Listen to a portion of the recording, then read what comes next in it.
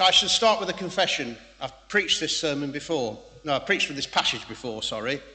Back in the dim and distant days when you first let me loose behind this perspex thingy here, this was the first thing I chose because it's actually one of my favourite passages in the whole of the New Testament. So I just thought I'd let you know. But as we all know, Bible passages are like Swiss Army knives. There's always plenty of applications if you look hard enough. Right, I'm going to follow in the steps of St. Paul and indulge in a little foolishness, which he did to the Corinthians. It won't be as profound as Paul, so I'm going to tell you a very poor quality joke about Romans. It's from up Pompeii. Is that all right? It's clean, don't worry. I couldn't find any decent ones about centurions. They were all strictly for pubs and nightclubs.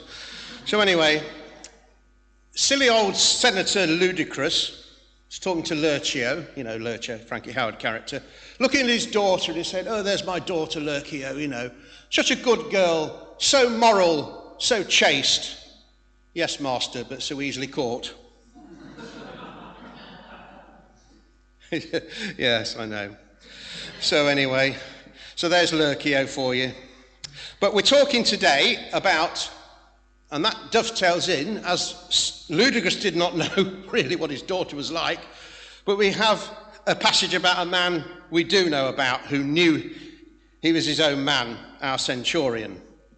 Now, just before we start, we have a little minor mystery. Why would Matthew, who was writing to convince Jewish audience of the deity of Christ, have a Gentile soldier as a hero in this particular passage? Well, I think the answer is that they were both outcasts. The centurion, by the fact he was a foreign soldier, part of an occupying army, would not be allowed into Jewish society, and the fact that Matthew became a tax collector put him outside society too. No change there then. So, you know, they had perhaps, and you see this in Matthew's gospel, this dichotomy between, yes, it's written for the Jews, but I have lots of good Gentile examples here. So where are we?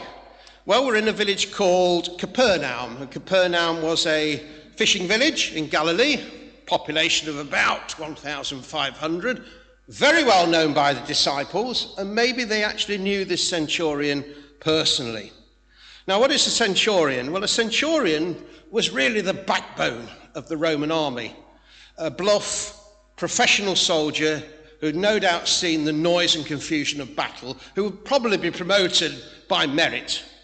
And that leads us neatly onto the question, how many men were in a typical Roman century? It's not 100. Anybody? Nearest gets it? Close, but no cigar. Carry on, upwards. No. Further down. 50, no. You're close with that. Keep going up. No. No. Go backwards. Who said 80? Right.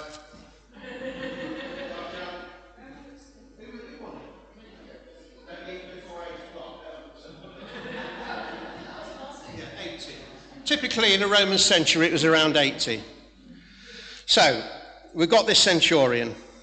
And I'm just going to pick out 5, I think, notable and noteworthy qualities about this man, why Jesus is who he was, what he did, and then a very simple one-line conclusion, and then we can go and have a cup of tea. So, positive point number 1, he was a man with authority. Now, I'm sure what you're thinking is, oh, anybody who's worked for a truculent boss who's had to deal with a belligerent client or had to deal with a recalcitrant shopkeeper would think, what the earth is he talking about? But there's authority, you see, and there's authority. This man knew the limits of his authority. Yes, he had soldiers under him, the ordinary legionaries, that's it. But he also had to answer higher up the chain. Somebody, an officer called a tribune, would be above him. And, you know, the sign of the Roman centurion's office was a vine staff, and no doubt he could come along and whack legionaries who were misbehaving or were slouching on parade, all that sort of thing. It was called, I've got to teach a bit of Latin here, castiato. or castigago. That's where we get the word castigate from, if you're interested. So, he knew authority, but he knew its limits. Therefore, he goes to Jesus with this scene because he knew Jesus had no limits to his authority. Jesus had the ultimate authority, of course, and he didn't answer to anybody because he was in very nature God, as we know. So, but he was a real soldier, nevertheless, and, he was not a paper soldier or a desk-bound jockey, anything like that. He saw life, he'd seen life, and, he applied that life to his fellows as much as he could. The second important thing, of course, he had compassion. Now, you might think that's a strange combination for a professional soldier, but look at the concerns for his servant.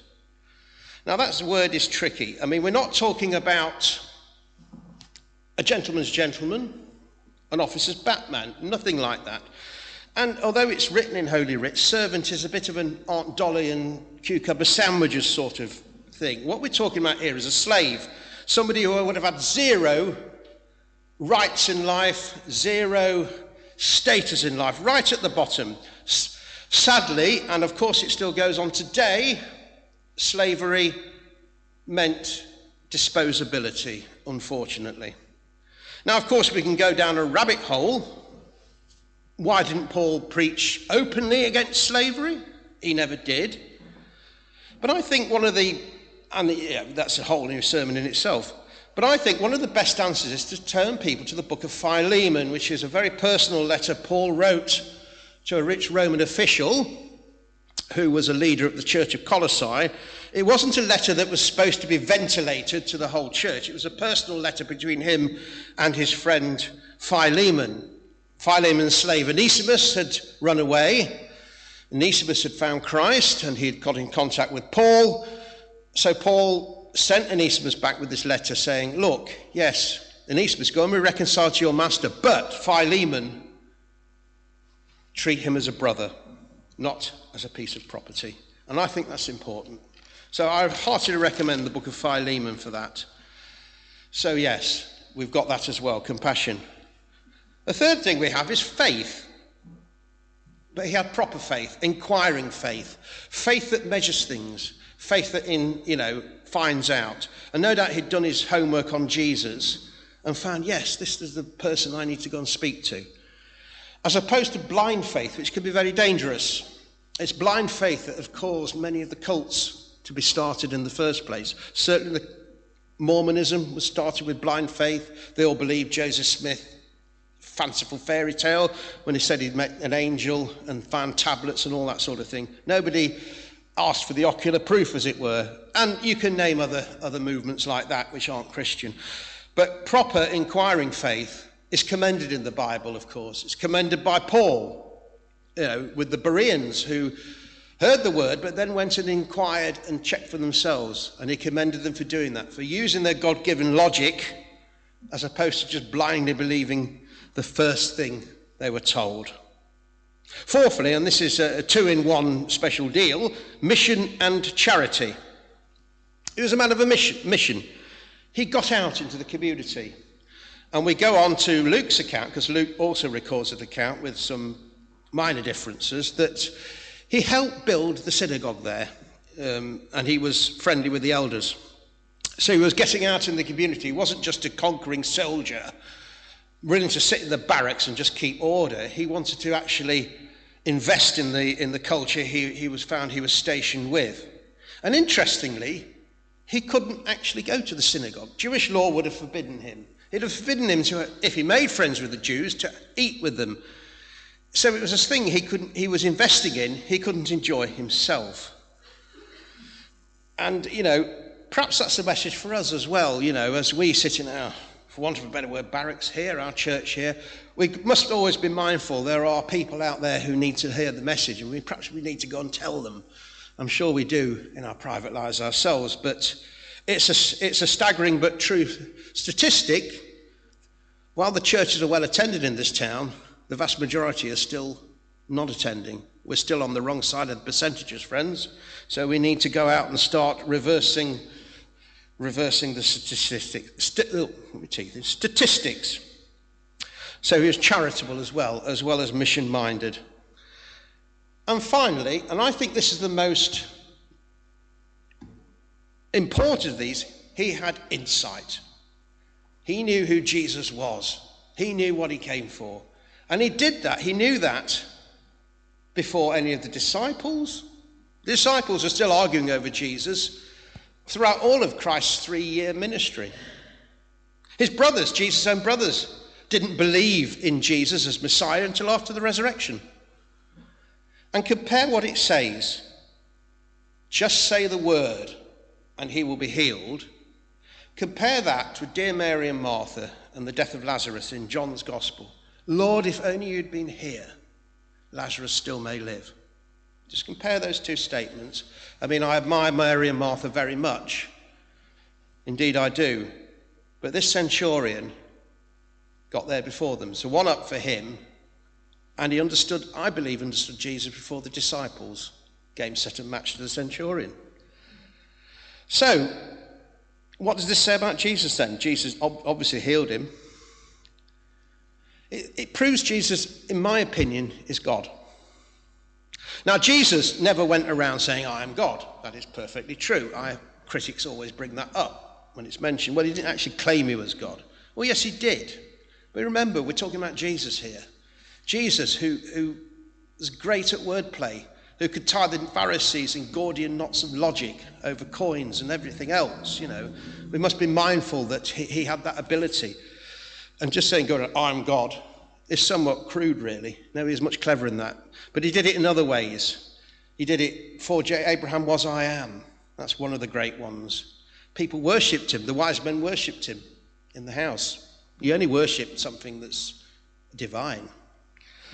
And of course, in this one, he did an extra special healing, a healing at a distance, which is absolutely really rare in the Bible. It's only other 2 times it's mentioned in the Gospels, and Jesus did them both. Yes, there's lots of healings in the Bible, but I think this healing at a distance gives Jesus the divine stamp, in my opinion. But more important than that is the words here. Where is it? Many shall come from, and these are some of my favourite words in the whole Bible. Many shall come from the east and the west and take up the places. Before that, if the Jews believed in an afterlife, some did, some didn't, the Sadducees didn't, the Pharisees did. It was a personal, private party for the Jewish nation, for those Orthodox devout Jews. Yes, they would have an afterlife. There would be a huge banquet. The delicacies on offer were behemoth and leviathan. I'd rather have a nice steak pie, but never mind. And nobody else will be allowed, or at least they will be there just to serve. But no, Jesus said, no, that's not gone there. No, just believe in me, and you're invited. So no longer it's just a closed party. It's open to everybody. And I think it was Trish who in one of her WhatsApp posts that's really got me thinking. Jesus is exceptional, in the fact that, yes, he's the only way to salvation, but anybody can call on his name. You don't need to have any special knowledge, any special education. He's there when you want to call on him. So I think, that is a great message for us who weren't born into the Jewish state. And that is, of course, reinforced at the end of Matthew 28. Go and make disciples of all nations, baptizing them in the name of the Father, the Son, and the Holy Spirit. So where does that leave us in conclusion? With any conclusion I come up with, let's all be like the centurion more. What a great example of faith he is. And my only regret about this passage, and it's a very minor one, why on earth didn't Matthew record his name? Seems a great pity to me. But the Lord moves in mysterious ways his wonders to perform. Thank you.